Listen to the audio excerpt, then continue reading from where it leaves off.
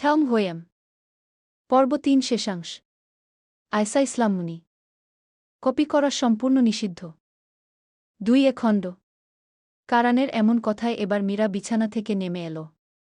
এগিয়ে এসে কারানের হাতের নিচ থেকে নিজের হাত বাড়িয়ে ওর বুকটা জড়িয়ে ধরল।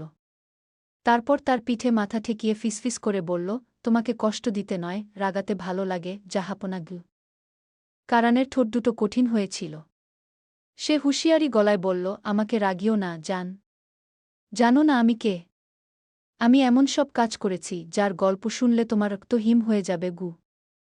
একটু থেমে কারান নিজের হাত সামান্য তুলে সেদিকে তাকিয়ে আপনমনে বলল, এই হাত থেকে রক্ত মুছতে কত রাত কেটেছে, তুমি যদি সেসব জানো আমার ছায়াকেও ঘৃণা করবে গু।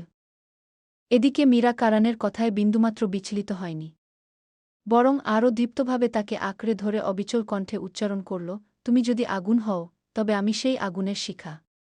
তুমি আমাকে পোড়াতে পারবে না, বরং আমি চাইলে তোমাকে ছাই করে দিতে পারি গি। কারান এবার ধীরে ধীরে পিছন ফিরল। কিছুক্ষণ মীরার দিকে তাকিয়ে রইল। অপলক দৃষ্টিতে তাকিয়ে হঠাৎ মৃদু কণ্ঠে বলল, তুমি ভয়ঙ্কর। কেন জানি না, কখনো কখনো তোমাকে ভীষণ অপরিচিত লাগে। আমার ভালোবাসাটাকে হারিয়ে দিও না মীরা। আমি ভেঙে যাব, বড্ড কষ্ট পাব।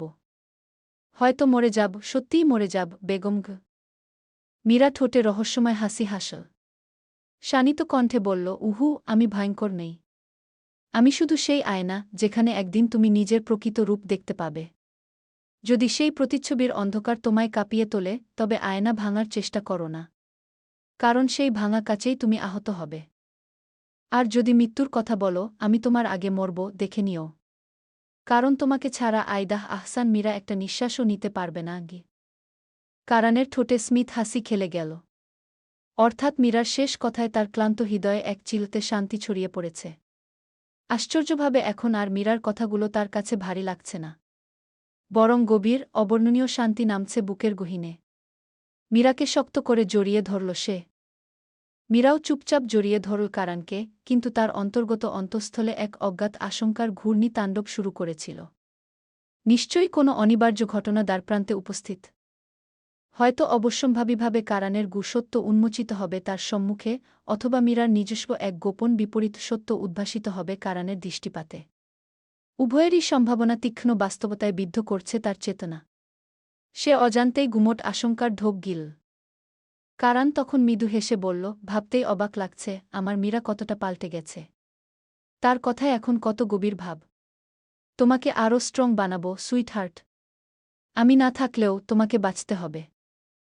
হয়তো সারা জীবন আমাকে না পাওয়ার শাস্তি নিয়ে বাঁচবে, নয়তো আমার হাত থেকে মুক্তির আশায়। কিন্তু তুমি বাঁচবে, কারণ আমার শেষ চাওয়াটাও তুমি গু। মীরা এক টানা দীর্ঘ নিঃশ্বাস ফেলে নিজের অনিশ্চয়তা চাপা দিয়ে মুহূর্তটাকে হালকা করতে চাইল। কারণ দুটো চৌধুরী বাড়ি নিয়েই আমার অদ্ভুত সংশয় হয়। যেন কিছু ব্যাপার আমাদের চোখের আড়ালে আছে, খুব সূক্ষ্ম কিছু যেটা আমরা দেখতে পাচ্ছি না, অথচ সেটা দেখা এখন সবচেয়ে জরুরি।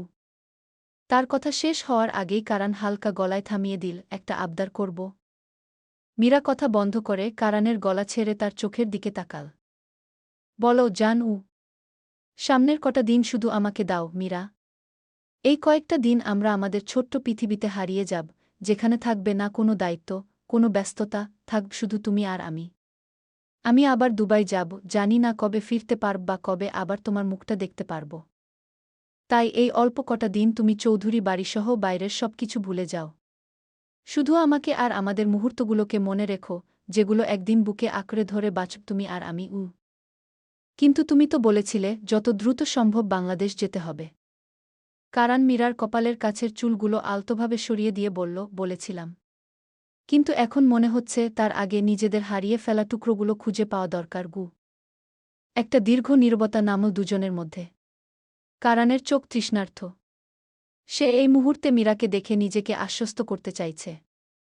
মীরার কপলে এক হস্ত রেখে কারান আপনমনে বলল, মীরা, আমি জানি না এই জীবনের ঘূর্ণিতে আবার তোমার কাছে ফিরতে পারব কিনা। কিন্তু আমি জানি আমাকে ফিরতেই হবে। সব বিভাজনের অন্ধকার, বাধার প্রাচীর, নিয়তির নিষ্ঠুর পথ পেরিয়ে আমি আবার আসব। তোমার ভালোবাসাহীন এই শূন্য পৃথিবীতে আমার কোনো আশ্রয় নেই। তোমার একটুখানি স্পর্শ, এক ফোঁটা অনুভব ছাড়া আমি অপূর্ণ। আমি ফিরব মীরা। আমি অবশ্যই দুবাই থেকে আবার ফিরব। মীরা চোখ বন্ধ করে হেসে কারানের আলতো ছোঁয়ার শিহরণে ডুবে গেল। তার শরীর জুড়ে এক আশ্চর্য প্রশান্তি ছড়িয়ে পড়ল। দীর্ঘশ্বাসে জমে থাকা সব ক্লান্তি কোথাও যেন মিলিয়ে যাচ্ছিল। একটু পর কারান নরম গলায় বলল, মীরা, তোমার একটা ইচ্ছে ছিল আমার কোলে মাথা রেখে নীল দরিয়া শোনার। শুনবে আজ? কারানের স্মৃতির এমন গভীরতা দেখে মীরা চমকে তাকাল। এতটুকুও ভুলে যায়নি? ১.৫ বছর আগের সেই স্মৃতিও মনে রেখেছে? সে কি এতটাই ভালোবাসে তাকে? তার স্থবির চোখের দিকে তাকিয়ে কারান বলল, কি হল? মীরা ঈষৎ হেসে বলল, তোমার মনে আছে? কারান ঠোঁটে কোমল হাসি ঝুলিয়ে বলল, তোমার প্রতিটি শব্দ, প্রতিটি নড়াচড়া, কি বলেছিলে, কিভাবে তাকিয়েছিলে, এমনকি কিভাবে নিঃশ্বাস নিয়েছিলে, সবই আমার হৃদয়ে অদৃশ্য অক্ষরে লেখা থাকে, বেগম সাহেবা গু। মীরা হেসে মাথা নিচু করল। কারান আবার বলল, চলুন আমার কোলে শুয়ে পড়ুন ঘ। আর কোনো শব্দ না বলে সে মীরাকে নিজের বাহুতে তুলে নিল। এক স্বচ্ছন্দ মুগ্ধতাভরা ভঙ্গিতে বিছানায় বসে মীরাকে নিজের কোলের কাছে বসাল। মীরা কারানের কোলে ধীরে ধীরে মাথা রেখে দিল। কারান তার চুলে আলতোভাবে আঙুল চালাতে চালাতে বুকের গহীন থেকে উঠে আসা ব্যথাবোনা সুরে গাইতে শুরু করল। ওরে নীল দরিয়া, আমায় দেরে দে ছাড়িয়া, বন্দি হইয়া মনোয়া পাখি হায় রে, কান্দে রইয়া রইয়া গে। প্রতিটি কথা মীরার হৃদয়ের গভীরে ঢেউ তুল। তাদের একসাথে পার হওয়া সময়ের স্মৃতি, কষ্ট আর ভালোবাসার ইশারা মনের গহীনে বাজতে থাকল। কারানের আঙুল মীরার মুখাবয়বে গড়িয়ে নামছিল। আর মীরা চোখ বন্ধ করে হাসল। তার স্বামীর কণ্ঠের গাঁট আবেশে সে ধীরে ধীরে গলে যেতে থাকল। বাহিরের স্নিগ্ধ হাওয়া পর্দা সরিয়ে ঘরে ঢুকে পড়ল, আর তার ছোঁয়ায় মীরার হৃদয়ে নীরব আনন্দের জোয়ার বইতে থাকল। কারান ফের টান দিয়ে গাইতে শুরু করল। ওরে নীল দরিয়া, আমায় দেরে দে ছাড়িয়া, বন্দি হইয়া মনোয়া পাখি হায় রে, কান্দে রইয়া রইয়া।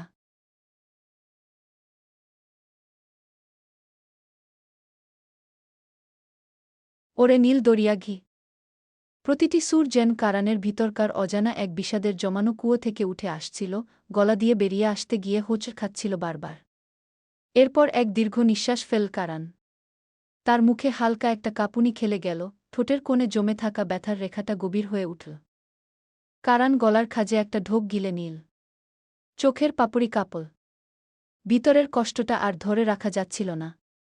তবুও গলার স্বর একটু কাঁপা হলেও টান ধরে আবার গাইতে শুরু করল।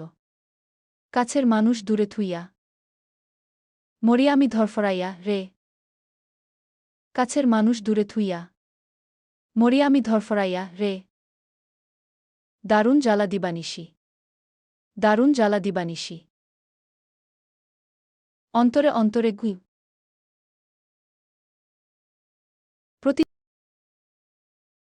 প্রতিটি শব্দ তার হৃদয়ের মর্মে ঢুকে ব্যথা ছড়িয়ে দিচ্ছিল। মীরা অনুভব করল, এই মুহূর্তে কারান কেবল গাইছিল না, সে নিজেকেই খুলে দিচ্ছিল তার সামনে। কারানের কণ্ঠে অস্পষ্ট সুর বাজল। আমার এত সাধের মনোয়া পাখি হায় রে, কি জানি কি করে গি। এই শেষ লাইনে কারানের গলা থেমে গেল। কিন্তু মীরা তখনও সেই সুরের রেশে আবিষ্ট হয়ে চোখ বন্ধ রেখেছিল। অথচ সেই আশ্রয়ের সুর যে হঠাৎ করেই স্তব্ধ হয়ে গেছে তা সে টেরও পায়নি। একসময় অস্বস্তিকর নিস্তব্ধতা তাকে আচ্ছন্ন করে ফেল। ধাতস্থ হয়ে চোখ মেলে তাকাতেই মীরার দৃষ্টি পড়ল কারানের দিকে, সে জানালার বাইরে তাকিয়ে আছে।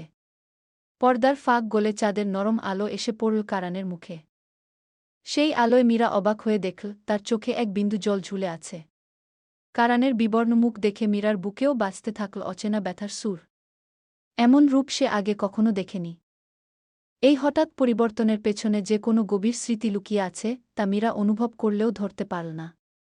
গানটি ছিল কারানের মায়ের সবচেয়ে প্রিয়।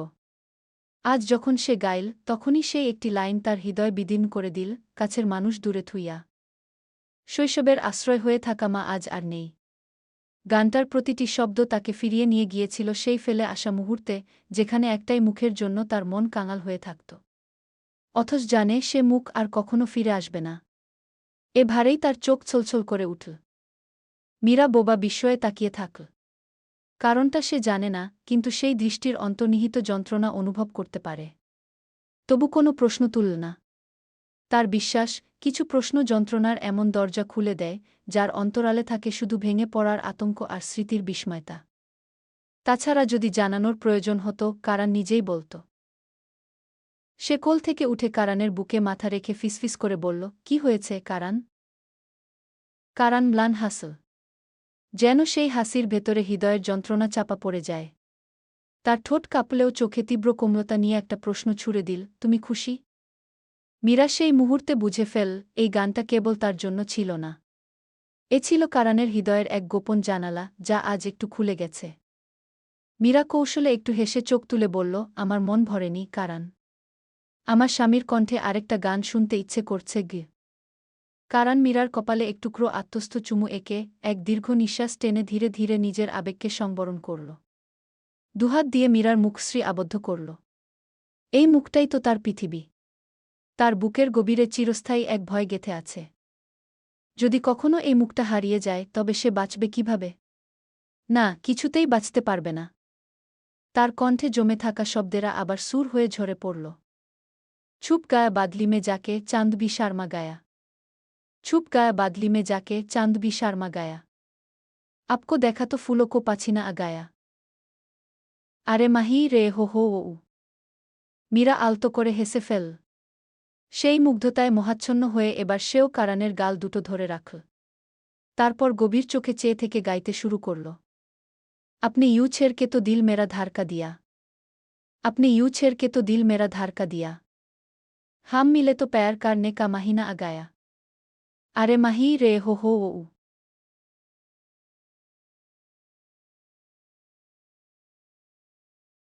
ঠিক সেই মুহূর্তেই দূরে কোথাও বজ্রপাতের মৃদু শব্দ শোনা গেল। সহসা ঝুপ করে বৃষ্টি নেমে এল। ছাদের উপর বাড়িধারার শব্দ আছড়ে পড়তে লাগল, যদিও ভিতরে সে শব্দ শোনা গেল না। জানালার কাছে টুপটাপ জলবিন্দুর কোনা বেয়ে বেয়ে পড়ছিল। কারানের চোখ জানালার দিকে ছুটে গেল। এই মুহূর্তে এই গান, এই ভালোবাসা, এই বর্ষা, সবকিছু মিলেমিশে এক স্বপ্নের পরিবেশ তৈরি করেছিল। মুহূর্তটিকে সে চিরস্থায়ী করতে চাইল, তাই হঠাৎ বলে উঠল, একসঙ্গে এই বৃষ্টিবিলাস উপভোগ করবে, প্রিয়তমা? এহেন কথায় মীরা হতভম্ব হয়ে দৃষ্টি আটকে দিল কারানের মুখপানে। মীরা কিছু বলার জন্য ঠোঁট ফাঁক করল, কিন্তু তবে হঠাৎই কারান তার কোমল হাত ধরে টেনে তুলল।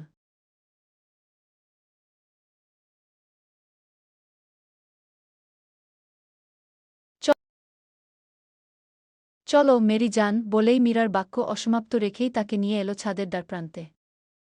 দুজন দাঁড়িয়ে পড়ল বৃষ্টির ভেজা চৌকাঠে। অপার বিস্ময়ে মীরার দৃষ্টি তখন থমকে গেল। ছড়িয়ে থাকা ঘন মেঘ আর বিদ্যুতের ক্ষণিক চিরে যাওয়া আলো গভীর দিগন্তের নাটক মঞ্চস্থ করেছিল। ছাদের কার্নিশ বেয়ে অবিরাম জলধারা টুপটাপ ছুটছিল। আর এক পর্যায়ে হঠাৎ দমকা হাওয়ায় মীরার গালে ছুঁয়ে গেল বৃষ্টির নিখাত জলকণা। মীরা এক মুহূর্তের জন্য শিউরে উঠল। তারপর হঠাৎ করেই বৃষ্টির ঘূর্ণিতে তার ভেজা কেশপুঞ্জ অবাধে ছুটে এসে কারানের মুখাবরণে আছড়ে পড়ল। কারানের চোখ বুজে গেল। সে সেই আর্দ্র কেশগন্ধকে টেনে নিল, যা ছিল কোনো পার্থিব সুরভির চেয়েও অনেক নিভৃত। সেই সুষম সুবাস তার শরীরের প্রতিটি রন্ধ্রে রন্ধ্রে প্রবাহিত হয়ে তাকে অভিভূত করল। গভীর স্বরে কারানের কণ্ঠে ঝরে পড়ল, let my mornings begin and nights end with your scent, baby. Karan যখন পাশে দাঁড়িয়ে মীরাকে অনুভব করছে, তখন মীরার মন অন্য এক জগতে হারিয়ে গেছে। বৃষ্টি বরাবরই মীরার হৃদয়ের এক অনন্য প্রিয়তা। সে আর নিজের আবেগকে নিয়ন্ত্রণ করতে পারল না। হঠাৎ কারানের হাতছায়া থেকে নিজেকে মুক্ত করে ছাদের মাঝদিকে ছুটে গেল। তার এই অনভিপ্রেত আচরণে কারানের ভ্রু সামান্য সংকুচিত হল। বৃষ্টিসিক্ত হলে মীরার দেহে শীতজনিত ঠান্ডা দেখা দিতে পারে, এই দুর্ভাবনাতেই কারান অন্তর্গত বিরক্তিতে তীব্রভাবে পীড়িত হল। কিন্তু সেই বিস্ময় দৃষ্টি বেশিক্ষণ স্থায়ী হল না। তার চোখের কোণায় নেমে এলো এক অম্লান কোমল নিসর্গতা। অপলক দৃষ্টিতে সে মীরার দিকে তাকিয়ে রইল। ওদিকে মীরা দুহাত আকাশের দিকে মেলে ধরল, চোখ বন্ধ করে গভীর আবেশে শ্রাবণের নেমে আসা বর্ষাকে আলিঙ্গন করল। তার পরনের শুভ্র বসন্তি বৃষ্টির পরশে ত্বকের সাথে লেপ্টে মীরার প্রতিটি অঙ্গপ্রত্যঙ্গকে স্পষ্ট করে তুলেছিল। ভেজা কেশরাশি ঢলে আছে কাঁধের উপত্যকায়, আর কিছু গুচ্ছ গণ্ডস্থলীর কিনারায় জড়িয়ে আছে, প্রতিটি কেশপথ ধরে কাঁপনধরা জলকণাগুলি গড়িয়ে পড়ছিল। মীরার এ অপার্থিব সৌন্দর্য দেখে কারান শুকনো ঢোক গিল।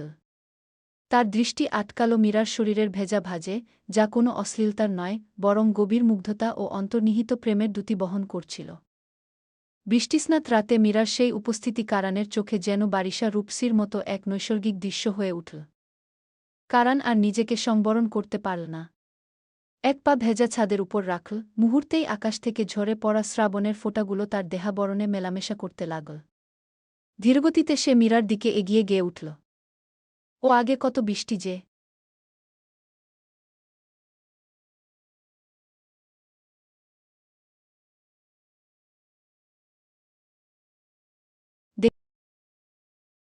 দেখেছি শ্রাবণে।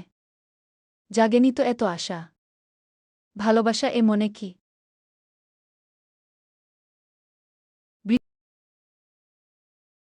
বৃষ্টি বিলাসে মগ্ন মীরা হঠাৎ করেই গা পুরুষালী গানের সুর শুনে নিজস্ব জগৎ থেকে সটকে বেরিয়ে এল। চমকে উঠে পেছনে ফিরে তাকাতেই তার দৃষ্টি আটকাল কারানের বৃষ্টিতে ভেজা সাদা শার্টের দিকে, যা তার শরীরের সঙ্গে লেপ্টে প্রতিটি মাংসপেশির সূক্ষ্ম রেখা স্বচ্ছন্দে আবির্ভূত করেছিল। কারানের বুকের ভাঁজগুলো যেন হাতে আঁকা এক অনবদ্য আর্টওয়ার্ক। তার উপর তার নেশায় মগ্ন দৃষ্টি উপলব্ধি করে দূর থেকেই মীরার হৃদয় অধিক স্পন্দিত হতে লাগল। ধীরে ধীরে কারান এগিয়ে এসে মীরার সামনে দাঁড়াল। মীরা পিছপা হওয়ার আগেই সে শক্ত হাতে তার কোমর আঁকড়ে ধরল। তাল সামলাতে না পেরে মীরার মাথা ঠেকল তার বুকে। তখনই কারান মীরার কানের কাছে মুখ নিয়ে গা কণ্ঠে গেয়ে উঠল। ও আগে কত বৃষ্টি যে! দেখেছি শ্রাবণে। জাগেনি তো এত আশা। ভালোবাসা এ মনে কি?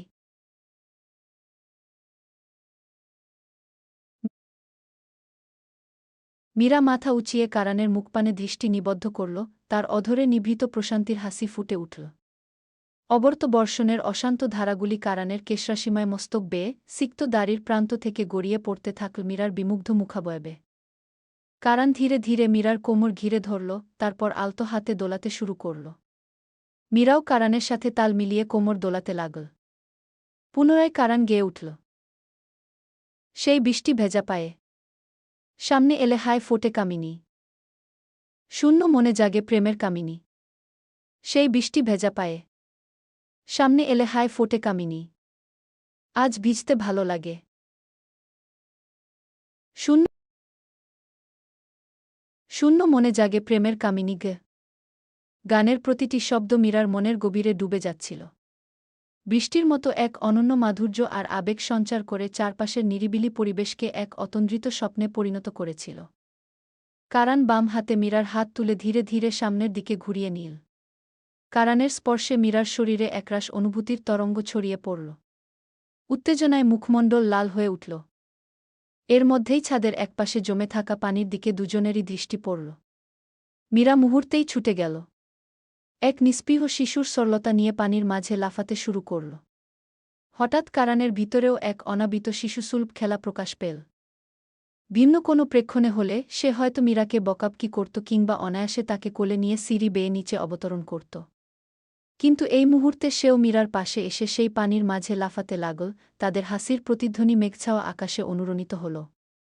কারান হেসে মীরার গালের ভেজা চুলগুলো কানের পাশে গুজে দিয়ে একটি কোমল চুমু দিল। বৃষ্টি ভেজা ক্ষণে সেই চুমুর স্পর্শে মীরা অজান্তেই কাঁপতে লাগল। তারপর কারান পূর্ণ আবেগ নিয়ে মীরার কানের কাছে সুর তুলল। এলো মেঘ যে এলো ঘিরে বৃষ্টি সুরে সুরে। শোনায় রাগিনী। মনে স্বপ্ন এলোমেলো একই শুরু হল। প্রেমের কাহিনী। এলো এলো মেঘ যে এলো ঘিরে বৃষ্টি সুরে সুরে। শোনায় রাগিনী। মনে স্বপ্ন এলোমেলো একই শুরু হল। প্রেমের কাহিনী।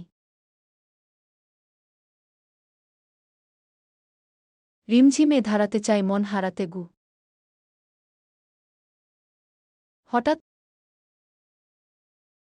হঠাৎ করেই কারান মীরার কোমর জড়িয়ে ধরে শূন্যে তুলে বৃষ্টির ভেতর ধীরে ধীরে তাকে ঘুরাতে থাকল।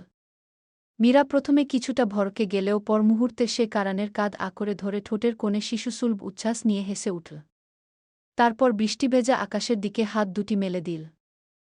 একটু পর কারান ধীরে ধীরে তাকে নিচে নামিয়ে দুহাত দিয়ে মীরার ক্ষীণ শরীরটিকে জড়িয়ে ধরল। বৃষ্টির বিন্দু বিন্দু জল গড়িয়ে পড়ছিল তাদের ললাটে, কপোলে, চোখের কোণে। মীরার দৃষ্টি ক্রমে ম্লান হয়ে কারানের চোখের অতল গভীরতায় বিলীন হয়ে গেল।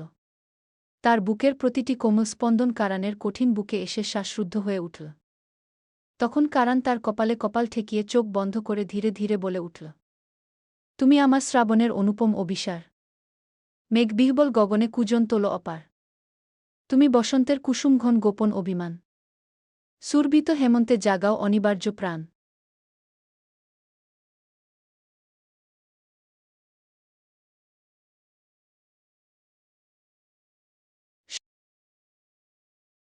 শর্তের স্নিগ্ধ নীলিমা, তুমি মনের মর্ধবে ছায়া। যেথা মিশে যায় অনন্তের স্বপ্নরাশিমালা মায়া। চৈত্রের উজ্জ্বল তেজে তুমি দিগন্তপারে দীপ্তি।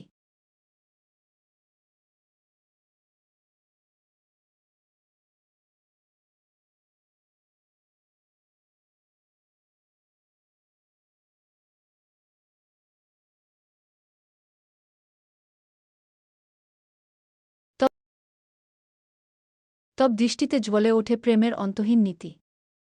বৈশাখী দুরন্ততায় তুমি বিদ্যুতের ইঙ্গিত। ঝঞ্ঝার মাঝে তোমার বুকে পাই প্রশ্রয়ের সঙ্গীত। আশ্বিনের কাশফুলের শুভ্রতায় তুমি নিঃশব্দ স্মৃতি। কার্তিকের কুয়াশা হয়ে আসো মায়াবী প্রভাতবৃত্তি। তুমি পৌষের রাতের নিস্তব্ধতায় নিবিড় অভ্যর্থনা। শীতের গহন স্তব্ধতায় তুমি আত্মার গোপন তপস্যা। তুমি ঋতুচক্রে অনিঃশেষ এক প্রতিচ্ছবি। প্রেমের ভাষ্যে রচো তুমি চিরন্তন কবি। ভালোবাসি তোমায় কালের অতল ছায়াপথে। যেথা আমার ভাষা বিলীন তব নাম উচ্চারিত প্রাতে। তুমি আমার হৃদয়ের অর্ঘ্য সৃষ্টির শ্রেষ্ঠ কাব্য। নিয়তির অনুচ্চারিত রাগরাগিনীর অন্তর্যামী শ্রব্য। আমার ভালোবাসার সীমা শব্দে ধরা যায় না বু। সমস্ত শব্দকোষ নিঃশেষ করেও তোমার জন্য যথাযথ ভাষা খুঁজে পাই না আমি। অথচ আমার প্রতিটি নিঃশ্বাসে অনুপম ভালোবাসার মানে হয়ে জেগে থাকো তুমি গি। মীরা অভিভূত দৃষ্টিতে কিছুক্ষণ নীরব তাকিয়ে রইল। কারানের উচ্চারিত প্রতিটি শব্দ হৃদয়ের গভীরতম কুঠুরিতে অমোচনীয় ছাপ ফেলে গেছে, যা শুধু অনুভবেই ধারণ করা যায়। তার চাহনির নিবিষ্ট গভীরতা মীরাকে প্রতিবারই অবিরাম আকর্ষণে বাঁধে। সেই দৃষ্টিতে নিজেকে হারিয়ে ফেললেও তার কোনো আপত্তি নেই, বরং চিরকাল এই দৃষ্টির বন্দিত্বেই থাকতে চায় সে। মীরার মন জুড়ে অনাবিল প্রশান্তি নেমে আসে। কারানও আঁখি মেলে একই মহাবিষ্টতায় তাকিয়েছিল। কিছুক্ষণ পর মীরা অনির্বচনীয় আবেগে বলল, নিশীথ রাতের নিস্তব্ধতায় যদি শেষবারের মতো তোমার কোলের উষ্ণ আশ্রয়ে মাথা রেখে শেষ নিঃশ্বাস ত্যাগ করতে পারি, তবে মৃত্যু হয়ে উঠবে আমার প্রিয়তম অতিথি। তখন এই জীবনকে আর কিছু চাওয়ার সাহসও করব না। সেই মুহূর্তেই আমার সমস্ত আক্ষেপ, সব না পাওয়ার যন্ত্রণা, সবকিছু নিশ্চুপ হয়ে যাবে। মৃত্যুকে তখন মনে হবে আশীর্বাদের মতো। কারণ শেষটুকু যে তোমার সান্নিধ্যে শেষ হয়েছে। তুমি তো শুধু মানুষ নও, তুমি আমার পূর্ণতা। তোমার চোখে আমি নিজেকে নতুন করে চিনেছি, তোমার ভালোবাসায় আমি প্রতিবার পুনর্জন্ম পেয়েছি। এই ভালোবাসার ঋণ, তা কি কখনো শোধ করা যায়? এ ঋণ তো হৃদয়ের, আত্মার, যেখানে কোনো হিসেব চলে না। আমি শুধু এইটুকু চাই, যদি জন্ম বলে কিছু থাকে পরপারে, তবে প্রতিবারই যেন আমি জন্ম নিয়ে তোমারই ভালোবাসায় ডুবে যেতে পারি। তুমি তো শুধু ভালোবাসোনি আমাকে, তুমি আমায় ফিরিয়ে দিয়েছ আমাকেই। আমার ভাঙা অংশগুলো তুলে এনে নতুন করে গড়ে তুলেছ। তোমার ভালোবাসা শব্দের ছিল না, তা ছিল স্পর্শে, দৃষ্টিতে, নীরবতার গভীরে। তাতে ছিল না কোনো দাবি, ছিল কেবল অসীম গ্রহণের মমতা। তুমি তো জানো না, আমি কতবার তোমার সেই ভালোবাসায় বাঁচতে শিখেছি, নিজেকে চিনেছি, নিজেকে ক্ষমা করতে পেরেছি। পুনরায় বলছি, যদি জন্ম জন্মান্তর থাকে, তবে আমি প্রতিবারই আসব, এই ভালোবাসার কৃতজ্ঞতা নিয়ে, তোমার হৃদয়ের ছায়ায় বসতে, আরও একবার তোমার কোলের আশ্রয়ে অন্তিম শান্তি খুঁজে নিতে আমি আবারও ফিরবগু। কারান আবেগে মুহূর্তকাল মীরার দিকে তাকিয়ে রইল। তার চোখ দুটো কাচের মতো জ্বলজ্বল করছিল। ভেতরটা দুর্দমনীয় আবেগে টালমাটাল। তার হৃদয় চিৎকার করে বলতে চাইল, জড়িয়ে ধরতে চায় তাকে, বিলীন হতে চায় মীরার হৃদয়ে, আর কাঁদতে চায় বুক ভরে। কিন্তু না, মীরার সামনে ভাঙা মুখ কখনোই তুলে ধরবে না সে। দুজনেই এক অপার নীরবতায় মগ্ন। তাদের মন বলে, এই মুহূর্ত যেন অনন্তকাল স্থায়ী হয়, প্রেমের যে কুসুম ফুটেছে তা যেন কোনোদিন ঝরে না পড়ে। অনেকটা সময় পর মীরার ঠোঁটে প্রশান্তির হাসি ফুটে উঠল। সে ধীর পায়ে এগিয়ে এসে কারানকে গভীরভাবে জড়িয়ে ধরল। কারানও চোখ বন্ধ করে তাকে সেই একই রকম আকুলতায় জড়িয়ে ধরল। একটু পর কারান মৃদু হেসে ফিসফিস করে বলল, you are my red rose, sweetheart. Meera হেসে কারানের গালে একটুখানি আলতো চুমু এঁকে দিল। একটু পরই সেই চুমু সরে এলো ঠোঁটে। একে অপরের ঠোঁটে ঠোঁট রেখে আবেশে তারা ক্রমশ ডুবে যেতে লাগল। চুমুর গভীরতায় দুজনের শ্বাস গা হয়ে উঠছিল। বাহুর বন্ধনে তারা স্নিগ্ধ উন্মাদনায় হারিয়ে গেল। বৃষ্টির টুপটাপে সেই চুমুর দীর্ঘতা হয়ে উঠছিল অনন্ত। কখনো ধীরে, কখনো বা বিদ্যুৎ গতিতে। মীরার বুক উঠছে নামছে। তার নখ কারানের ঘাড় আঁকড়ে ধরেছে। আর অন্যদিকে কারানের হাত শক্ত হয়ে জাপটে ধরেছে মীরার কোমর। কিন্তু এই বৃষ্টিভেজা প্রেমিলতায় কে যেন আছে। একজন তৃতীয় ব্যক্তি যে নীরব সাক্ষী হয়ে দাঁড়িয়ে আছে। না, দাঁড়িয়ে না। সে চুপচাপ অন্ধকারের গভীরে কোথাও বসে সবকিছু পর্যবেক্ষণ করছে। তার চোখে শিকারীর মতো ঠান্ডা স্থিরতা খেলছে। আর ঠোঁটে ধরা সিগারেট থেকে ধোঁয়ার কুণ্ডলি ধীরে ধীরে বাতাসে মিশে গিয়ে গা অন্ধকারে মিলিয়ে যাচ্ছে। অন্ধকার ঘরটায় হালকা কমলা রঙের আলো জ্বলছে। ঘরের এক কোণায় পড়ে থাকা টেডি বিয়ারের চোখ উপরে ফেলা রয়েছে। তার সামনে উন্মুক্ত ল্যাপটপের স্ক্রিনে ঝলমল করছে সেই ছাদের দৃশ্য। সূক্ষ্ম দৃষ্টিতে প্রতিটি অনুরণন, প্রতিটি আবেগের কম্পন বিশ্লেষণ করছে সে। সেখানে মীরা আর কারানের আবেশে ভেজা শরীর, মীরার বক্ষের ছন্দময় ওঠানামা, কারানের গলায় মীরার আঙুলের কামনাবদ্ধ ছোঁয়া, কারানের কোমর আঁকড়ে ধরা, ঠোঁটের গভীরতায় নিমগ্ন দুটি আত্মা, মৃদু নেশাগ্রস্ত হাসি, ঠোঁটের ক্ষণিক কম্পন। দুজনের তীব্র আকাঙ্ক্ষা, সবই স্পষ্ট দৃশ্যমান। সে শুধু একটি ট্রাউজার পরে ল্যাপটপের স্ক্রিনের সামনে চেয়ারে বসেছিল। তার চোখের তীব্রতা এত ভয়ানক যে কারো চোখে পড়লে শরীর অবশ হয়ে পড়ত। ল্যাপটপের পর্দায় অপলক দৃষ্টিতে কিছুক্ষণ তাকিয়ে রইল সে। তারপর হঠাৎই গম্ভীর, গাছমছমে কণ্ঠে বলে উঠল, "and you are my black rose, little fire ঘে।" তার ঠোঁটের কোণে পিশাচি হাসি ফুটে উঠল। এরপর সিগারেটের জ্বলন্ত আগুনটা আচানক নিজের বুকের বা পাশে ঠেসে ধরল। মুহূর্তেই চামড়ার নিচে দগ্ধ মাংসের গন্ধ ছড়িয়ে পড়ল বাতাসে। চামড়ার আস্তরণ উঠে গিয়ে নিচের লালচে মাংস বেরিয়ে এসেছে, তবুও তার চোখের পলক পড়েনি। মুখ নিস্তব্ধ, কোনো ব্যথার ছাপ নেই। কেবল ল্যাপটপ স্ক্রিনে স্থির তাকিয়ে আছে, আর মীরার দেহরেখার প্রতিটি সূক্ষ্ম অনতিবন্ধ লক্ষ্য করছে। প্রতিটি রেখা, প্রতিটি নড়াচড়া দৃষ্টির ধারালো চোখে শুষে নিচ্ছে। মুহূর্ত পর নিজের চুলগুলো পেছনে ঠেলে এক প্রকার ব্যর্থ আত্মসংযমের চেষ্টা করল, কিন্তু হাত কাঁপছিল। প্রচণ্ড রকমের ব্যর্থতা তার চোখে মুখে দেখা গেল। একটা অদৃশ্য দাহ তার শিরায় শিরায় দাউ দাউ করে জ্বলছিল। চোয়ালের পেশি এতটা শক্ত হয়েছিল যে দাঁত কিঞ্চিৎ ভেঙে যাওয়ার শব্দ শোনা গেল। চোখ বন্ধ করে গভীরভাবে একবার শ্বাস নিল। খুললে দেখা গেল তার চোখ দুটি রক্তাভ, বিকারগ্রস্ত। মনে হচ্ছে মুহূর্তেই চোখের কোণে সঞ্চিত রক্ত ফোঁটা ফোঁটা করে ঝরে পড়বে। ঘাড়ের পেশিগুলো সংকোচনে ফুলে নীল বর্ণ ধারণ করেছে। হঠাৎ সে ক্ষিপ্রতায় সামনের রক্তরঞ্জিত টেবিলের উপর একের পর এক ঘুষি মারতে লাগল। কাঠের গায়ে ধাক্কা খেয়ে হাত কাঁপছিল, তবু সে থেমে নেই। হাতটা লাল হয়ে নীল, এরপর ধীরে ধীরে রক্তাক্ত হল। হাতের চামড়া ছিঁড়ে হাড়ের সংযোগস্থলে ফাটল ধরল। তারপর হাতের ত্বক ছিঁড়ে গিয়ে রক্ত বেরিয়ে এল। ফোঁটা ফোঁটা রক্ত টেবিলের গায়ে গড়িয়ে পড়ছিল। তবু তাতে তার অন্তর্লীন অগ্নিদাহ প্রশমিত হল না। পরমুহূর্তে সে ধাতব চকচকে একটি ছুরি হাতে তুলে নিল, বা চরণটা চেয়ারের উপর রাখল। এরপর এক ধরনের বিকৃত শান্তি পেতে হঠাৎই পায়ের ছোট আঙুলটায় ছুরির ধার বসিয়ে দিল। কর্কশ শব্দে হাড় ফেটে মাংস ছিঁড়ে গিয়ে কেবল চামড়ার শেষ টুকরোটা ধরেছিল। একটানে সেটাও ছিঁড়ে ফেল।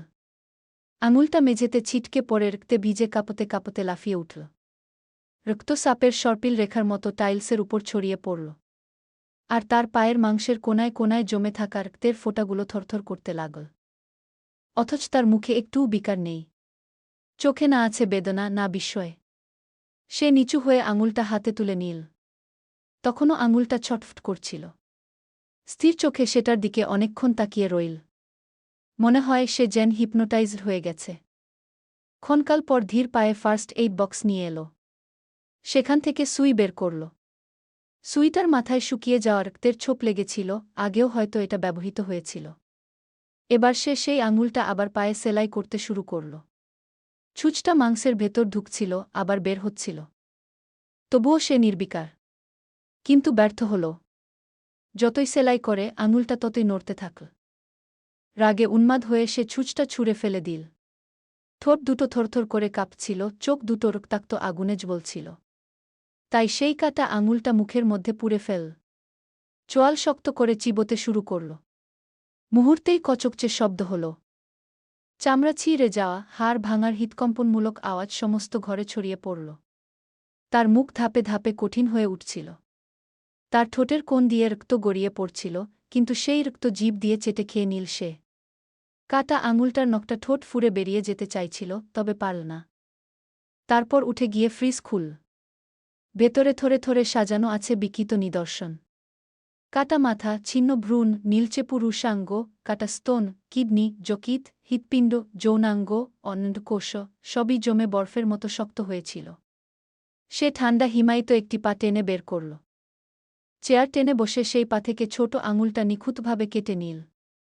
এরপর নিজের পায়ের সঙ্গে সেটি সেলাই করে দিতে দিতে বলল, তোমাকে জাস্ট একটু সুযোগ দিয়েছি, লিটল ফায়ার। আর তুমি কিনা তার এমন নষ্ট ব্যবহার করছ? তোমার শরীরে কারানের ঠোঁট যতবার পড়েছে তার থেকে 1000 গুণ বেশি আমার পড়বে। আর প্রতিবার এতটাই গভীরে চুম্বন করব যেন তোমার আত্মায় চিৎকার ওঠে। কাঁদতে থাকবে তুমি, গলা ফাটিয়ে আমাকে থামাতে চাইবে, কিন্তু আমি তোমাকে মুক্তি দেব না গি। ব্যান্ডেজ লাগাতে লাগাতে সে গুনগুন করে আবার বলে উঠল, আর কত খুন করাবে তুমি আমার হাত দিয়ে, বলো? এই নিয়ে তোমার নামেই 21টা লাশ পড়ল, বেবি। আরও একটা খুন করতে চলেছি আমি। কিন্তু এর পরেরটা হবে কারানের গু। তারপর অকস্মাৎ গলা চিরে শয়তানি হাসি বেরিয়ে এল। অন্যদিকে অনেকটা সময় পেরিয়ে ধীরে ধীরে একে অপরের মুগ্ধ বাহুডোর থেকে মীরা ও কারান বিচ্ছিন্ন হল। চারপাশে নিবিড় নিস্তব্ধতা নেমে এসেছিল। বাড়িধারাও থিতিয়ে পড়েছে খানিকটা, কেবল কারানের সিক্ত শার্টের ভাঁজে মীরার আঙুলের সূক্ষ্ম স্পর্শ আর বাতাসে উড়ে বেড়ানো তার চুলের মৃদুমন্দ সুগন্ধ তাদেরকে আবিষ্ট করে রেখেছিল। মীরার অধরে চপল হাসি খেলে গেল। সে মাথা নিচু করে পুনরায় কারানের চোখে দৃষ্টি নিবদ্ধ করল। স্বর নিচু করে বলল, স্বামীগু। কারান মীরার কপাল থেকে ভেজা চুলের গোছা সরিয়ে কানের পাশে পরিপাটি করে গুজে দিয়ে অম্লান হাসিতে বলল, জি বেগম গ। মীরা একরাশ শিশুসুলভ উচ্ছ্বাসে বলে উঠল, আমার ইচ্ছেগুলো না সব সিনেমেটিক গু। হোক, বলো জান। কি ইচ্ছে? মীরা ধীরে ধীরে কারানের বুকে আঙুল দিয়ে চাপ দিতে দিতে বলল, টাইটানিক মুভির ওই সিনটা ট্রাই করি। ওই যে দুজন হাত ছড়িয়ে দাঁড়ায় আচ্ছা, যেদিন জাহাজে ভ্রমণে নিয়ে যাব সেদিন করব। বিশাল নীল জলরাশি, হাওয়ার মাঝে তুমি আর আমি হাত ছড়িয়ে দাঁড়িয়ে মুহূর্তটা উপভোগ করব। মীরার মুখভঙ্গি মুহূর্তেই বদলে গেল। ভ্রু কুচকে বলল, না, এখনই গি। এখন? কিভাবে? ছাদের কিনারে দাঁড়িয়ে। ঠিক রোজের মতো হাওয়ার তালে উড়বে আমার ড্রেস। তুমি আমার পেছনে দাঁড়িয়ে থাকবে আর তোমার 2 হাতে আমাকে জড়িয়ে রাখবে। কোনো জাহাজ লাগবে না গি। এবার কারানের মুখাবয়ব গম্ভীর হয়ে উঠল। তার চোখের মাধুর্য মিলিয়ে গিয়ে একরাশ উদ্বেগ জেগে উঠল। ভারী স্বরে বলল, আমি এত তাড়াতাড়ি মরতে চাই না, সোনা। অনেক কাজ বাকি, তোমার সঙ্গে অনেক স্বপ্ন দেখা বাকি গু। মীরা হেসে দুষ্টুমি মেশানো গলায় বলল, ধুর। মরবে কেন? চারপাশে শক্ত টেম্পার্ড গ্লাসের রেলিং আছে তো, কিচ্ছু হবে না। প্লিজ চলো না হানি গু। না, জান। জানোই তো আমার অ্যাক্রোফোবিয়া আছে। কি দরকার জেনে শুনে বিপদে পা বাড়ানো গু। প্লিজ কারান কপালে বিরক্তির ভাঁজ ফেল। গলা খানিকটা চড়িয়ে বলল, তোমার এই বাচ্চামো স্বভাবটা কবে যাবে, মীরা? একটা কথা বললে বোঝো না কেন? কারানের মুখভঙ্গি ছিল কঠোর, কথাও কাটা কাটা। যা দেখে মীরার ঠোঁট থেকে হাসি মুছে গিয়ে মুখশ্রীতে একটুকরো অভিমান জমল। তবুও মীরা থামল না। অর্থাৎ কারানের চোখে ভয় থাকলেও মীরার চোখে ছিল দুঃসাহস আর একরাশ পাগলামি। হঠাৎ করেই সে এগিয়ে এসে কারানের গালে একটা চুমু আঁকল। লাজুক হেসে বলল, যেদিন আমাদের বাচ্চার আগমন হবে সেদিন আমার বাচ্চামো শেষ হবে। এবার চলো। চোখে দুষ্টুমির ঝলক নিয়ে সে কারানের হাত টেনে হাঁটতে শুরু করল। কারান গভীর নিঃশ্বাস ফেলে কপাল কুঁচকে বলে উঠল, তুমি আমার কথাগুলো সিরিয়াসলি নিচ্ছ না, মীরা গু। কিন্তু মীরা তখন ছাদের দিকে এগিয়ে চলেছে। সে কাঁধ ঝাঁকিয়ে হাসল, তুমি শুধু উপরের দিকে তাকিয়ে থেকো। আমি তো আছি, কিছুই হবে না গি। তার চোখে ছিল বিশালতার খিদে, আকাশ ছোঁয়ার অনিঃশেষ স্পৃহা। ছাদের কিনারায় দাঁড়িয়ে মীরা দুহাত বাতাসের দিকে প্রসারিত করল। তার চুলগুলো প্রলয়ঝড়ের মতো হাওয়ায় ছুটে বেড়াল, ড্রেসের প্রান্তগুলো পাখার মতো উড়ছিল। কারান বুকের গভীর গহ্বর থেকে এক টান দিয়ে শ্বাস নিল। তার পা চলতে চাইল, কিন্তু মনের অতলে হিমস্রোতের মতো ভয় গুড়িয়ে দিল সাহসকে। তবুও এক অজানা টানে, এক অদম্য উদ্বেগে সে মীরার দিকে এগিয়ে গেল। কারান দ্বিধা নিয়ে পেছনে দাঁড়াল। সে চোখ বন্ধ করে নিজেকে সজাগ করার চেষ্টা করল। কিন্তু ঠিক সেই মুহূর্তে একটি চিৎকার ছিন্ন করল আকাশের স্তব্ধতা, কারান! মীরার পা পিছলে গেছে। কারান চোখ মেলে তাকাল। তার হৃৎকম্পন রক্তে আগুন ধরিয়ে দিল, মাথার ভেতরে যেন সহস্র গ্রেনেড একসাথে ফেটে পড়ছিল। ঠিক ততটাই বিভ্রান্ত আর বিস্ময়ে কারানও চিৎকার করে উঠল, মীরা! তার চিৎকার ছাদ ভেদ করে আকাশে মিলিয়ে গেল। দূরের রাস্তায় এক কুকুর হঠাৎ চিৎকার করে উঠল। যেন সেও বুঝে গিয়েছে কিছু একটা ভয়াবহ ঘটেছে। ওদিকে শেফ ঠিক সেই মুহূর্তে পরবর্তী খুনের প্রস্তুতিতে ব্যস্ত ছিল। টেবিলের উপর সাজিয়ে নিচ্ছিল এক একটি সরঞ্জাম, রক্তমাখা ছুরি, শিকল, করাত আর একটি পুরনো রক্তের দাগে ভরা অ্যাপ্রন। হাতে একটা চামড়ার দস্তানা পড়তে পড়তে সে হঠাৎ চমকে উঠল। কারান ও মীরার বিভৎস চিৎকার ল্যাপটপ স্ক্রিন ছাপিয়ে সরাসরি তার স্নায়ুতন্ত্রে প্রবেশ করল। শেফ হঠাৎ স্ক্রিনের দিকে ঝুঁকে পড়ল।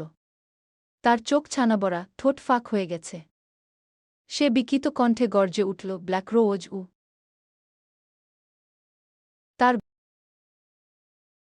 তার গলার স্বর এতটাই বিকিত হয়ে ওঠে যে মনে হয় কোনো অশরীরী সত্তা কথা বলছে। স্ক্রিনে তখন শুধুই মীরার দুলতে থাকা শরীরের ভয়াবহ স্থির চিত্র দৃশ্যমান।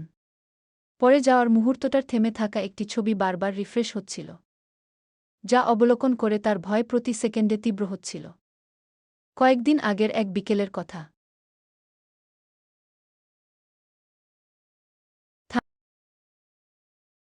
থানার ভিতরটা ঘোলা। দেয়ালের রং বহুদিন আগেই উঠে ছাইসাদা দাগে পরিণত হয়েছে। কোনায় লালচে পানের ছোপ আর শুকনো বিড়ির ছাইয়ের স্তূপ পড়েছিল। সিলিং ফ্যান বেকায়দায় ঘুরছিল, অথচ ঘর ঘর শব্দ ছাড়া বাতাস একদম নেই। বাতিগুলো ঝিমিয়ে জ্বলছিল। দূরে ডিটেনশন কক্ষে হাতকড়ার ধাতব ঠকঠক শব্দ ধরা দিচ্ছিল। থানাটির এই বেহাল অবস্থার কারণ অবশ্য সরকারি অর্থায়নে পরিচালিত, তাই বাইরের হিমেল বাতাসের বিরুদ্ধে শাহানার দেহ ঘামের জলে ভিজে উঠেছিল। ক্লান্তি ও হতাশায় ভারাক্রান্ত হয়ে দাঁড়িয়েছিল থানায়। তার বয়স তেমন বেশি নয়, হয়তো 25-এর মুখোমুখি। মুখ শুষ্ক, চোখগুলো ফোলা এবং ঝিমধরা। বোঝা গেল টানা 2-3 রাতের অনিদ্রা ও চোখের জল তাকে চূর্ণবিচূর্ণ করে দিয়েছিল। ওড়না স্লথ হয়ে গলা থেকে সরে গিয়েছে, গলার চুড়িদার ঘামে ভেজা। প্রতিদিন একটুকরো আশা নিয়ে এই পুলিশ স্টেশনে আসা তার একটা অভ্যাস হয়ে দাঁড়িয়েছে। থানার এক কোণে দাঁড়িয়ে বারবার অনুনয় করে কাপা কণ্ঠে সে বলল, আমার মালকিনকে খুঁজে দিন স্যার। উনি গর্ভবতী ছিলেন। আমার মালিক বিদেশে, উনি ফিরে এলে আমাকে আস্ত রাখবেন না। আমার মালকিন রেহেনুমা ফরিদকে খুঁজে দিন স্যার, দয়া করে খুঁজে দিন। আপনাদের পায়ে পড়ি, খুঁজে দিন ম্যাডামকে গু। পলাশ পলাশ অনেক দিন ধরে এই দৃশ্যের সাক্ষী। শাহানার সামনে চুপচাপ দাঁড়িয়ে থাকলেও তার অন্তর আগুনের মতো জ্বলে উঠছিল, কারণ সে এই কয়দিনে শাহানার জীবনের ঝুঁকিপূর্ণ মুহূর্তের কথাগুলো শুনেছে। গলায় আকুতি নিয়ে প্রতিদিন সে থানায় আসে। কথাগুলো বলতে বলতে তার কণ্ঠস্বরে দম প্রায় ফুরিয়ে যায়। চোখের আতঙ্ক প্রতিটি পুলিশ সদস্যের দৃষ্টি আকর্ষণ করে, কিন্তু সবাই নিশ্চুপ। অথচ মেয়েটির অসহনীয় আর্তনাদের প্রতিদিনের দৃশ্য আমান দেখেও দেখে না, এমন ভাব করে। এই অবজ্ঞা পলাশের মনের অতল গহীনে ক্ষোভের আগুন জ্বালিয়ে তোলে, কিন্তু কনস্টেবল হওয়ায় মুখ খুলে আমানের প্রতি রাগ প্রকাশের সাহস পায় না। আমান থানার কুঁচকে যাওয়া ডেস্কে বসেছিল। সে শাহানার দিকে লালসার দৃষ্টিতে তাকিয়ে থাকল, কিন্তু নিজেকে কঠিনভাবে সামলে রেখেছে। এই মুহূর্তে তার আঙুলে লেগে থাকা সিগারেটের দাগ ঘষে ঘষে তুলছিল। সামনে রিপোর্ট, তদন্তের দলিলের কাগজ ছড়ানো। আমান হঠাৎ চোখ তুলে বলল, আজকেও কিছু হয়নি। ফরেন্সিক রিপোর্ট আসতে সময় লাগে, বুঝলেন তো। আপনি বরং এখন বাড়ি যান। শাহানা তার পানে চেয়ে থাকল। তার চোখে বিশ্বাসের শেষ আলোটুকুও নিভে যেতে থাকল। এই মানুষের মুখে কোনো সহানুভূতি নেই, নেই একটুও আশ্বাস। সেই মুহূর্তে থানার এক কোণে একটা মশা মারার ব্যাট গো গো শব্দ তুলে জ্বলতে থাকল। আমান তখনও নির্বিকার ভঙ্গিতে কথা চালিয়ে যাচ্ছিল। ঠোঁটে সেই চিরচেনা বিদ্রূপের রেখা নিয়ে বলল, সব কিছু তো নিয়ম মেনেই চলে, তাই না? কেসগুলো তাড়াহুড়ো করলে ভুল হয়। তবে কেউ যদি একটু কৃতজ্ঞ হয়, কিছু ব্যবস্থা আমি নিজেই দেখে নিতে পারি গিয়ে। পলাশ বোঝে এই লোকটা প্রতিদিনই শাহানার দুঃখকে পুঁজি করে নিজের হাত ভরে টাকা নিচ্ছিল। এমন সময় তার মস্তিষ্কে বেমক্কা ঝাঁকুনি দিয়ে ফিরে আসে সেই ভয়ানক সন্ধ্যা। সেদিন দুপুরে শাহানা এসে থানায় রিপোর্ট দিয়েছিল। আর ঠিক সন্ধ্যার আগ মুহূর্তে শহরের এক ফাঁকা গলির ডাস্টবিনে পাওয়া যায় একটা নারীর রক্তাক্ত কাটা যৌনাঙ্গ। কাটা অংশে রক্ত দিয়ে লেখা ছিল ও।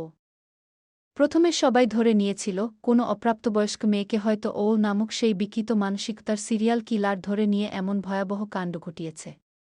কিন্তু পরের দিন ফরেনসিকের ডিএনএ রিপোর্টে দেখা গেল ওই কাটা অংশটি শাহানার মালকিন রেহেনুমারি।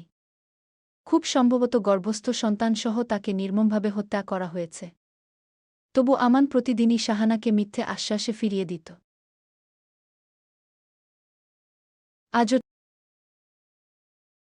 আজও ঠিক তাই করল।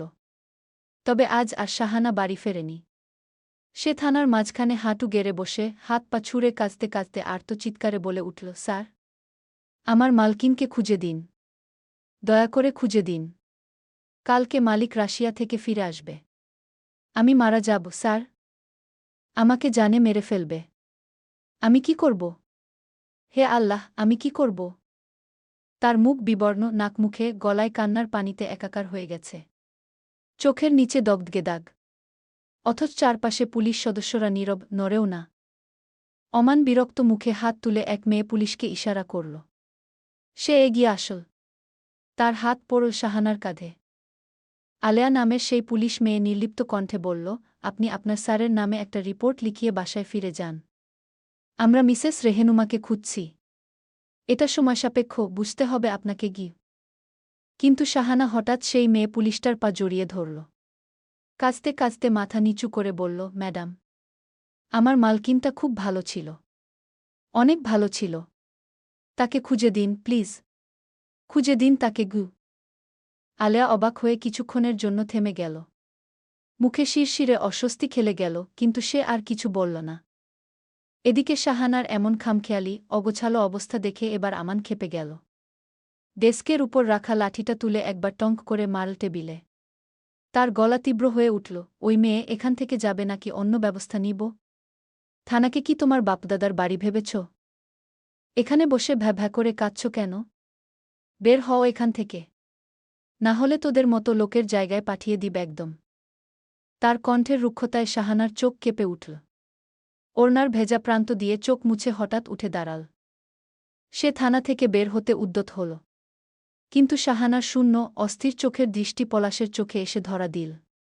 শাহানার হেঁটে যাওয়া দেখে বুকের মধ্যে একটা অজানা আশঙ্কা রক্তের মতো চুইয়ে পড়ল। ভাঙা টেবিল ঘড়ির কাঁটা তখন প্রায় রাত 11:30 ছুঁই ছুঁই করছে। এই রাতে শহরের রাস্তায়, যেখানে একের পর এক নারী নিখোঁজ হচ্ছে, সেখানে মেয়েটিকে একা পাঠানো মানে মৃত্যুর মুখে ঠেলে দেওয়া। পলাশের বুকের ভেতরটা ধকধক করে উঠছিল। সে জানত এই থানা থেকে বের হওয়াটা তার জীবনের সবচেয়ে ভুল সিদ্ধান্ত হতে যাচ্ছিল। এই মেয়েটির বেদনা এত গভীর যে মধ্যরাতেও থামেনি তার কাঁদন। সেই বিকেলের ক্রন্দন থেকে শুরু করে অবিরত অশ্রু পলাশের হৃদয়ে অনুরাগের সঞ্চার ঘটাল। তাই আজ পলাশ আর নীরব থাকতে পারল না। সে সামনে এগিয়ে এসে বলল, স্যার, আমি মেয়েটাকে বাসায় দিয়ে আসি। এই গভীর রাতে একলা গেলে বিপদে পড়তে পারে আমান কটমট করে তাকাল পলাশের দিকে, ঠোঁটে হালকা বিদ্রুপ নিয়ে বলল, বড় দায়িত্ববান হয়েছেন দেখছি। পলাশ চোখ নামিয়ে নিচু স্বরে বলল, স্যার, যেহেতু থানা থেকে বের হয়েছে, মেয়েটা এখন যদি কোনো বিপদে পড়ে, দায়িত্ব আমাদেরই নিতে হবে। তাছাড়া ইসহাক স্যার কাল আসবেন থানা দেখতে এই নাম শুনে আমান থতমত খেল। তারপর দৃষ্টি খোলা দরজার দিকে ফিরিয়ে কটাক্ষ করে বলল, যান, পৌঁছে দিন। যদিও ও মেয়ে নরকে যাক কিংবা নিজ ঘরে, আমাদের তো কিছু আসে যায় না। এখন নিজেদের বাঁচানোই আসল বিষয় আমানের এমন নিষ্ঠুর হৃদয়শূন্য রূপ দেখে পলাশের অন্তরটা রাগে কাঁপছিল। ইচ্ছে হচ্ছিল এখনই অমানবিক আমানকে কিছু একটা করে ফেলতে। কিন্তু সে জানত ক্ষমতার সিঁড়িতে সে এখনও অনেক নিচে। গিলে ফেলতে হল অপমান, রাগ, ক্ষোভ সবকিছু। অগত্যা ঠোঁট কামড়ে স্যালুট ঠুকে বাহিরে বের হয়ে এল পলাশ। গেট পেরোতেই থমথমে রাতের বাতাসে কেঁপে উঠল সে।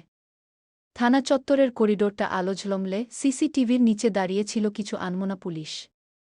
পলাশ বিড়বিড় করল, আল্লাহ, হেদায়েত দিন আমান স্যারকে। একটুখানি মায়া দেখালে কি এমন ক্ষতি হতো? ন্যাংটা ছোট বলেই কিচ্ছু করতে পারছি না, এই অসহায়ত্বই শেষমেশ মানুষকে ভিতর থেকে গিলে ফেলে এমন সময় তার চোখে পড়ল শাহানা। তার শরীর অবশ, সে ফোপাতে ফোপাতে ধীরে ধীরে পা ফেলে যাচ্ছে। পলাশ তার কাছে এগিয়ে গেল। গলা নামিয়ে বলল, চলো মা, আমি তোমাকে বাসায় দিয়ে আসি গু। শাহানা প্রথমে আঁতকে উঠল। ভয়ে চোখ কুঁচকে পলাশের দিকে তাকাল। তারপর চেহারা চিনে বুকে থুথু দিয়ে বলল, স্যার, আমার ম্যাডাম কবে ফিরবেন? তার কণ্ঠে বাচ্চাদের মতো অসহায়তা স্পষ্ট বোঝা গেল। পলাশ দাঁতে দাঁত চেপে একটা দীর্ঘশ্বাস ফেল। গাড়িতে ওঠো। যেতে যেতে সব বলছি উ।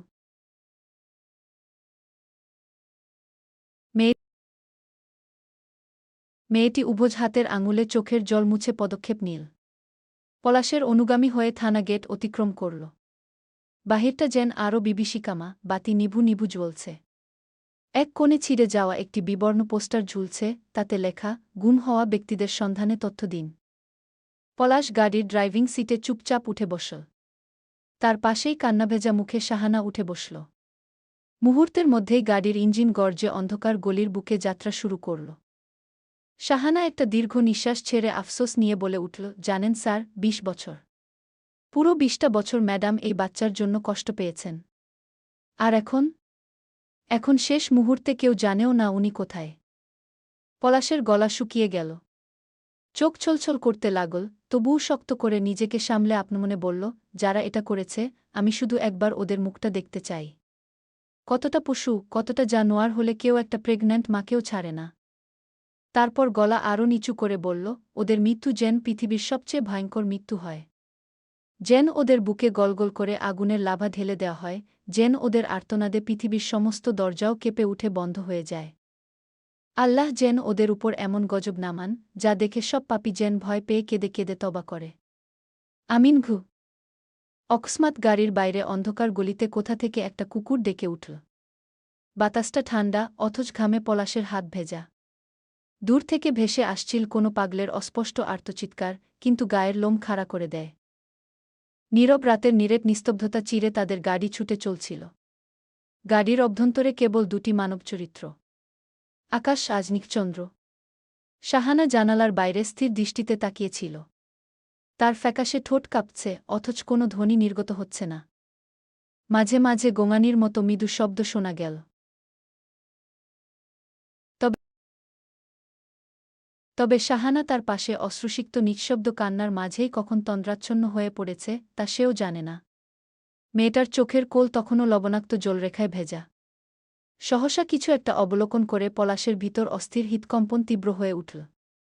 দূরে ধূসর কুয়াশামা আলো তিনটি রহস্যময় অবয়ব স্পষ্ট হয়ে উঠল। প্রথম দৃষ্টিতে মনে হতে পারে ছায়ামূর্তি, কিন্তু পলাশ নিঃসংশয়ে বুঝে নিল, এরা সেই দুর্বোধ্য কালো হুডির নিচে অদৃশ্য মুখ, যেখানে কেবল জ্বলজ্বলে কঙ্কাল চোখ আর রক্তরঞ্জিত রামদার ঝিলিক দেখা গেল। নিঃসন্দেহে তারা শিকারের খোঁজে এসেছে। ওদের অস্ত্রশস্ত্রের সজ্জিত উপস্থিতি দেখে পলাশের বুকটা খচ করে উঠল। রাস্তায় একটুও শব্দ নেই। বাতাস স্থবির। একদিকে গলির পাশে সারিবদ্ধভাবে নিকষ আধারে নিমজ্জিত বন্ধ দোকানপাট, অপরদিকে গলির মুখে একটি অর্ধভগ্ন বাতি দপ করে জ্বলে আবার নিভে যাচ্ছে। পলাশ ভয়ার্ত কণ্ঠে বলল, না, না, এখানে থামলে আমি মরব, মেয়েটাও মরবে গি। সে ভাবল গাড়ি চালিয়ে ওদের উপর দিয়েই চলে যাবে। কিন্তু ওদের অস্ত্রের ঝলকানি আর তাদের মৃতমানবের মতো ধীর পায়ে এগিয়ে আসা, এই দুটি দৃশ্য তার হাত কাঁপিয়ে দিল। তবে সে ভিতরে ভিতরে কাঁপলেও মনোবল শক্ত রাখার চেষ্টা করল। কিন্তু অকস্মাৎ সে ঘামতে শুরু করল। ভিতরে ভিতরে কেমন যেন অতীতের ভাবনাগুলো কয়েক সেকেন্ডে ফিরে আসল। আলী আফসার স্যারের ছিন্নবিচ্ছিন্ন শরীর, তার স্ত্রীর চোখ থেকে দেহের সবকিছু উপরে নেওয়া মৃতদেহ, তার সন্তানের গুম হয়ে যাওয়া, সব যেন এক ভয়াবহ সিনেমার দৃশ্য হয়ে তার চোখে ভেসে উঠল। তার গলা শুকিয়ে এল। দম বন্ধ হয়ে আসছিল। আপনমনে বিড়বিড় করে বলল, আলী আফসার স্যারের মতো একজন ট্যাকটিক্যাল ইন্টেলিজেন্স ইউনিটের চিফ যদি না বাঁচেন, তাহলে আমি আর কি? হে আল্লাহ, আজ আমার শেষ রাত নয়তো? মনোবল শক্ত করার আপ্রাণ চেষ্টা করল পলাশ, তবু বুকের ভিতর ধুকপুকুনি কাজ করছিল। জীবনে অসংখ্য অপরাধী দেখেছে সে, খুনি, ধর্ষক, চাঁদাবাজ, এমন অভাব নেই। কিন্তু এই চক্রটা আলাদা। আগেও পুলিশ ফোর্সের মধ্যে কানাঘুষা চলেছে, নামে একটা গ্রুপ শহরের কিছু নির্জন এলাকায় সক্রিয়। কেউ সুনির্দিষ্ট প্রমাণ দিতে পারেনি, কেউ দিতে গিয়েও নাকি চাকরি খুইয়েছে, বদলি হয়েছে হঠাৎ করেই। এই কেসের সাথে জড়িয়ে যাওয়ার পর তদন্তকারীর পরিবারকে ভয় দেখানো, হুমকি দেওয়া, এমনকি নিখোঁজ হওয়ার মতো ঘটনাও ১-২ বার ঘটেছে। এসব কারণেই আমান তাদের নিয়ে প্রকাশ্যে কথা বলেন না। তার এক কথা, আপনি বাঁচলে বাপের নাম।